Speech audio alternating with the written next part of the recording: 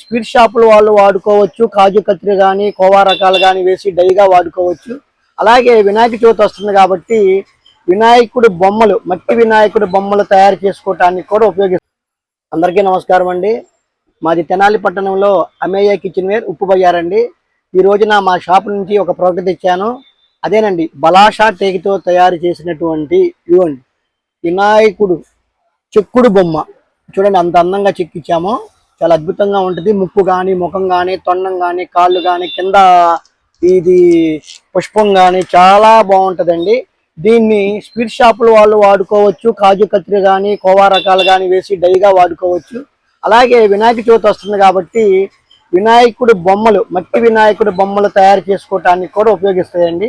ఎవరికైనా కావాల్సిన వారు ఉంటే మా షాప్లో ఉన్నటువంటి, మా పేజీలో ఉన్నటువంటి మా నెంబర్ని కాంటాక్ట్ చేయవలసిందిగా కూర్చున్నాము. మీకు ఏ ప్రాంతం వారైనా కానీ కొరియర్ ద్వారా కానీ ఆర్టీసీ ద్వారా కానీ పంపించగలవారము. అందరికీ నమస్కారం, నమస్తే.